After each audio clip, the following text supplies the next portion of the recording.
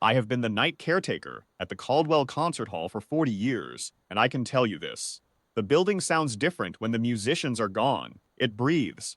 The chandeliers tick as the temperature drops, and the grand old stage makes a low, settling creak sometime around 11 that I have come to think of as its sigh of relief. I know every sound this hall makes in the dark. I am not a man who is easily surprised in it. That night, I was stacking cleaning supplies in the storeroom off the back corridor, mops, bottles, a crate of paper towels, when I heard voices on the stage. Two of them. I set down what I was holding and stood very still, because at 20 minutes past midnight there should have been no one left in building at all. The first voice I recognized at once. Aldrich Voss had been in the building for 4 days by then, recording a solo recital disc for a label that had flown him and two sound engineers in from the continent. He was the kind of man who walked through doors, as though someone else ought to be holding them open, and he had a habit of addressing the stage crew by the wrong names without noticing or caring. I had watched him reduce a young page-turner to tears on the second morning over a music stand placed 3 inches from where he wanted it. He was gifted. He was also, in 40 years of watching the performing kind, the most casually cruel musician I had encountered in these walls. The second voice I almost did not place. It was quieter. It belonged to Daniel Marsh. Daniel was 28 and worked for the hall as a piano technician.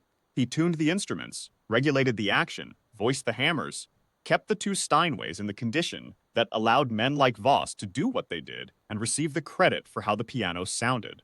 He arrived before anyone else in the mornings, and often stayed after the last person had left. In 4 days of recordings, I doubted Voss had once looked at him directly. Daniel was the sort of young man who occupied his space so carefully that rooms did not seem to change when he entered them, the sort whose name you might not think to learn. I had known him for 3 years, and I knew him well enough to know he was, in his quiet way, the reason the hall sounded as good as it did. I moved to the corridor door and eased it open a crack. The stage was lit by a single work lamp on a stand, the one Daniel used when he tuned after hours. Its light fell across both pianos in a narrow white cone and left the rest of the hall in deep shadow, the balconies dark and the rows of empty seats receding into blackness. Voss was standing at the edge of that light in his shirt sleeves, arms folded across his chest.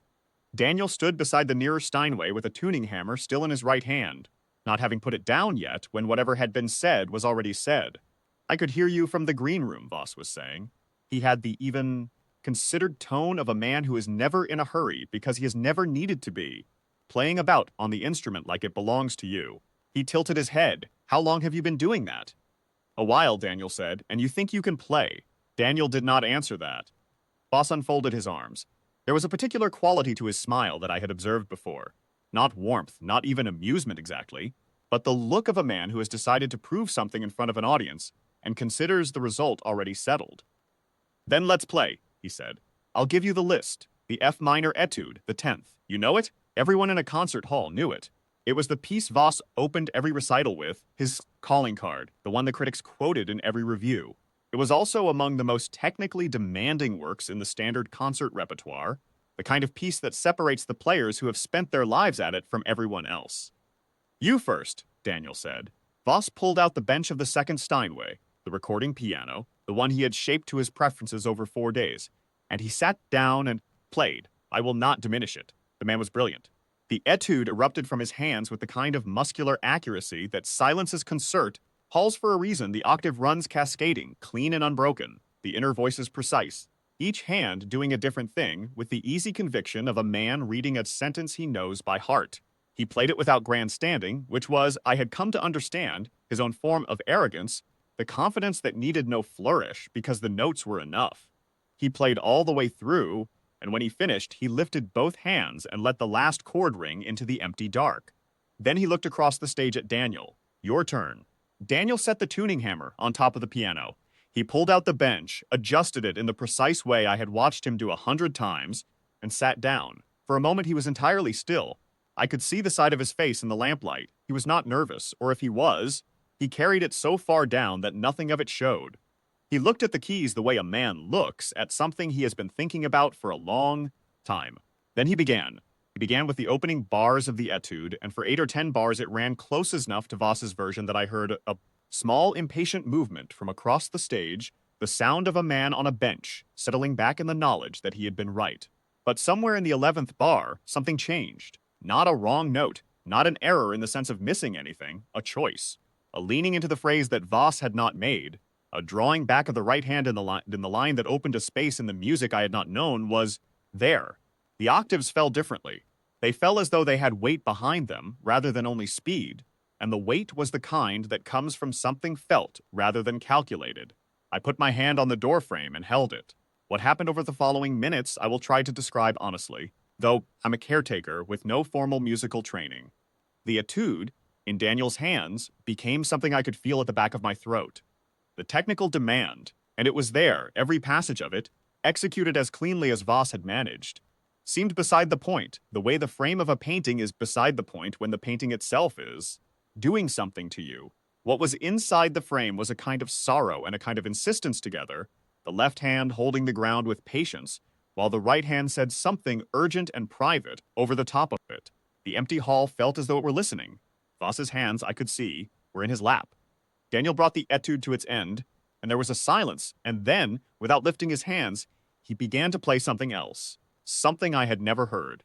It had the quality of something carried for a long time without being set down, a melody thought about in corridors and late evenings, and the long, quiet hours of this very hall after everyone else had gone home, carried until the person carrying it had almost forgotten it was there. And now at midnight, in this empty building with no one watching, it had been given permission to come out. It moved through the Caldwell's acoustics the way I had heard this hall move only a handful of times in 40 years, in the best moments of the best performers, on the nights that stayed with a person. The old plaster walls and curved balconies gave the sound back with something added, as a room sometimes does when the music is exactly right for its dimensions. The notes hung in the air a fraction longer than the notes of the etude had, and Daniel moved through the silences between phrases without hurrying, without any sense that he needed to arrive anywhere. I did not move. I do not think I breathed in any normal way for quite some time. At some point during the silence after the etude, I had heard a small sound from across the stage, the soft scrape of a bench, a footfall on wood, and then nothing. I did not turn to look. Later I would understand. Voss had stood from his piano, crossed the stage in the dark, found his way to the main floor of the stalls, and walked to the back of the hall. He was sitting in a seat in the last row. He had not left. He had moved to where the acoustics were fullest, the way someone does when they stop being somewhere for a reason and start simply being there. Daniel played for another 20 minutes. He played nothing recognizable, only his own, and he played it the way a man reads something written to himself, not for an audience, but because the thing needed to be read. In that quality of privacy, in that hall, at that hour, it was the most complete performance I had ever stood close to. When it ended as real things end. Not with a gesture, but with a phrase that arrived at its natural place and simply stopped. Daniel sat for a moment with his hands resting in his lap. Then he stood, picked up the tuning hammer from the top of the piano, and reached out and switched off the work lamp. In the dark, from the back of the stalls, there was no sound at all. I heard Daniel walk off the far side of the stage. I heard a door close softly. I stayed where I was in the corridor with my hand still on the door frame, until I was certain my legs would carry me if I took a step. The hall was dark again in the way it is supposed to be at midnight. The ticking of the chandeliers, the distant creak of the stage, the silence that has 40 years of music pressed into it. I do not know how long Voss sat in the back row of the empty hall after the music stopped. When I locked the stage door an hour later, the seats were empty and the building was quiet. I never spoke to Daniel about what I had heard. He would have been uncomfortable about it, I believe, and he did not need me to tell him what had happened. A thing does not require a witness to be real. But I have stood in the wings of this hall through 4 decades of concerts, through celebrated soloists and young performers on their way up and great names on their way out, through opening nights and farewell tours, and I will say this plainly without hesitation to anyone who asks. The finest music I ever heard in the Caldwell Concert Hall was played at midnight under one bare work lamp by the young man who kept the pianos. He was 28 years old. He knew this hall the way you know something you have loved in the dark, when no one is watching and there is nothing to prove. And on that night, the hall knew it too.